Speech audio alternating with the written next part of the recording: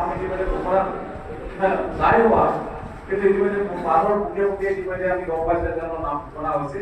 AGP আৰু বিজেপিৰ আমাৰ মিত্ৰজোঁট প্ৰাৰ্থী ইতিমধ্যে এটা নাম ইতিমধ্যে ঘোষণা হোৱা নাই, কিন্তু প্ৰচাৰ চলি আছে। সেইকাৰণে এই কথাবিলাক ক'ব লাগিব। আমি ভাবো যে নগাঁও সমষ্টিত ৰূপকচৰ বাছ এই সমষ্টিত যিমান উন্নয়ন হৈছে যিমান উন্নয়ন হ'ব লাগিব চামগুৰি, তাৰ কাৰণে কি কৰিব লাগিব, যিটো চৰকাৰ আছে তাক দিব লাগিব। এই কথাটো আমি মানুহবিলাকক বুজাব লাগিব। ইয়াত কিবা কাৰণত যে আকৌ কংগ্ৰেছ জিকে, এতিয়া দিল্লীৰ পৰা ফাণ্ড আহিব নেকি? গুৱাহাটীৰ পৰা ফাণ্ড আহিব নেকি? কেতিয়াও নাহে। ইয়াত যদি বিজেপি জিকে তেতিয়া নিশ্চয় ফাণ্ড আহিব, দিল্লীৰ পৰা ফাণ্ড আহিব, আমাৰ দিছপুৰৰ পৰা ফাণ্ড আহিব। আৰু সেইকাৰণে আমি ভাৰতীয় জনতা পাৰ্টি জিকাবৰ কাৰণে আমি চেষ্টা কৰিব লাগিব। এই কথাবিলাক মানুহৰ মাজে মাজে আমি প্ৰচাৰ চলাব লাগিব। এইটো মই বিশেষভাৱে